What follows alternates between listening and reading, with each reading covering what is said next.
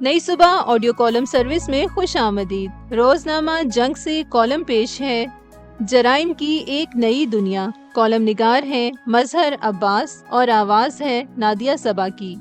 अगर आप नई सुबह की ऑडियो लाइब्रेरी से मुस्तफीद होना चाहते हैं या फिर हमारे साथ वॉलंटियर करना चाहते हैं तो विजिट कीजिए हमारी वेबसाइट www.naisubah.org naisubah.org।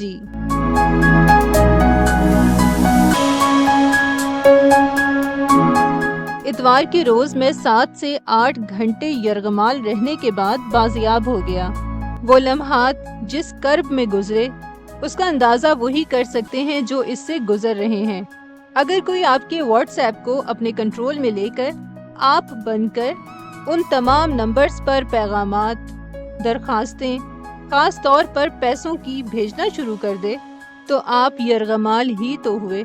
सहाफ़ी का काम और जिम्मेदारी खबर देने की होती है, मगर कभी कभी आप खुद खबर बन जाते हैं। उस रोज कुछ ऐसा ही हुआ।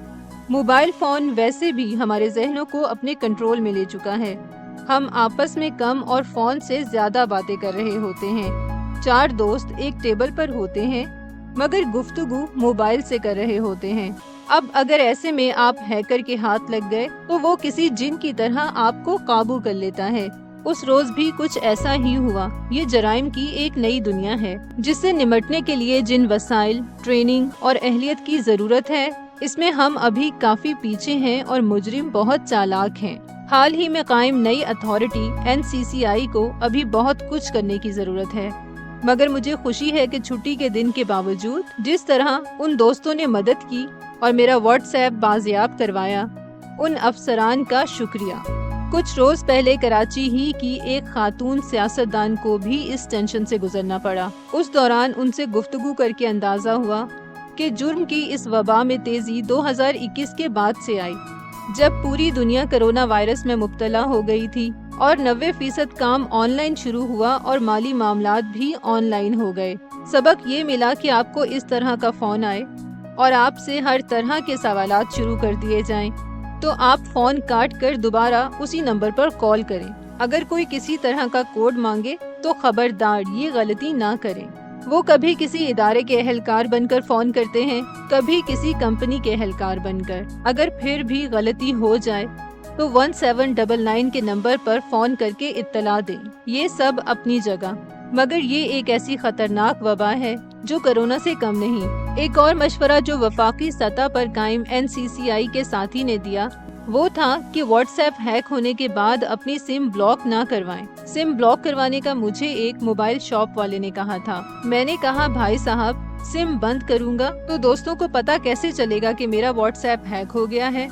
उस रोज सुबह तकरीबन 9 बजे मुझे एक फोन आया कि आपका एक पार्सल आया हुआ है, आप हमारे दफ्तर आएं या हम आ जाएं। मैंने सोचा कि छुट्टी के रोज कौन इस वक्त जाए, तो मैंने कह दिया कि आप पहुंचा दें, और यही गलती करने की इब्तिदा थी। ये गुफ्तगू कोई 12 मिनट जारी रही और फिर उसने कहा एक कोड है जिसे दिखाकर आप पार्सल लीजिएगा। जिस बात ने मुझे चौकन्ना किया वो उसका ये कहना था कि अब आप 2 घंटे के लिए मोबाइल बंद कर दें, मगर मैंने ऐसा नहीं किया और उसने मुझे अपना यरगमाल बना लिया।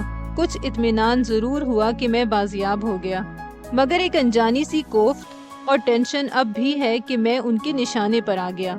व्हाट्सएप की बाजियाबी की इत्तला मिली और मुझे मेरा फोन वापस दिया गया, तो फिर मेरे अंदर का सहाफ़ी बाहर आया।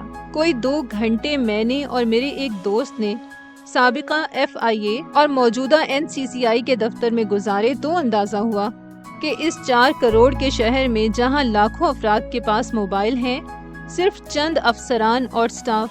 बड़ी नाइंसाफी है। आखिर ये गैंग कौन सा है, ये कौन लोग हैं? उस अफसर का जवाब हैरान कुन था। सर, ये 2 गैंग हैं जो यहाँ ऑपरेट कर रहे हैं। इनको माजी में सजाएं भी हो चुकी हैं। इस पर मुझे याद आया कि हाल ही में फैसलाबाद से 100 के करीब हैकर्स पकड़े गए हैं, जिनमें गैर मुल्की भी शामिल हैं। इसी तरह दीगर शहरों से भी। मगर हमारे कवानीन इतने कमजोर हैं कि फोन हैक होने की सजा सिर्फ 3 साल है। किसी को साबित करना भी आसान नहीं, क्योंकि ये लोग फोन से लेकर बैंक तक बदलते रहते हैं। जिस मकाम से ये गैंग ऑपरेट करते हैं उस तक रसाई भी आसान नहीं।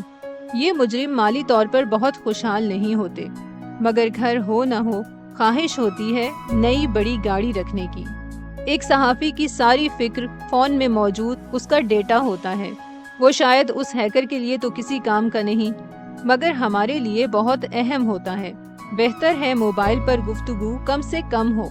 दानिश्वरी ग्रुप में करने की बजाय आमने सामने या जूम पर हो जाए। गैर जरूरी कॉल उठाने से गुरेज करें। बाकी तो इंसान गलती करता ही है, हो जाए तो फौरन इत्तला करें।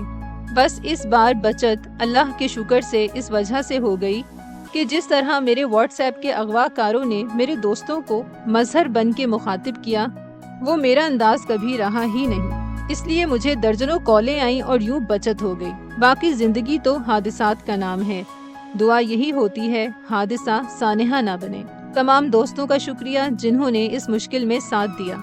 अब ये भी इत्तफाक है कि इस बार मेरे कॉलम का मौजू जराइम था। एक लाश कई सवालात था।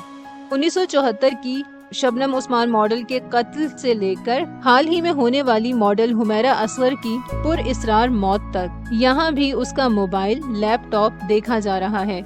अभी तो हम अरमगान केस को ही हल नहीं कर पाए कि ये हौलनाक वाकया सामने आ गया।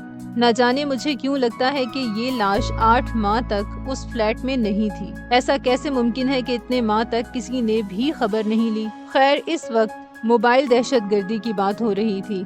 अब तो सियासत ही मोबाइल हो गई है, और बहुत सौ की तो सियासत भी हैक हो गई है और कुछ की सहाफत भी। यानी बोल कोई और रहा होता है, जबान किसी और की होती है। खैर, इस सब का ताल्लुक तो बदलते डॉक्ट्राइन और बयानिया से होता है। मगर जहाँ तक बात मोबाइल की इस जराइम दुनिया से है, इसके लिए लाजिम है कि अगर NCCI जैसी अथॉरिटी आपने बना ही दी है तो इसको बैनुल अक़वामी मयार का बनाए, कोई पुलिस थाना ना बनाए।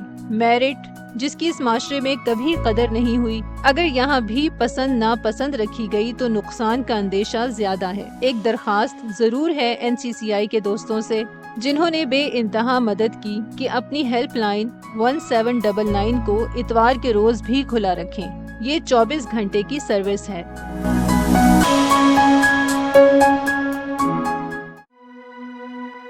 ये मालूमाती मवाद नई सुबह की जानिब से पेश किया गया। अपनी आरा के इजहार के लिए कमेंट कीजिए या डिस्क्रिप्शन में दिए गए राब्ते के जराए इस्तेमाल कीजिए।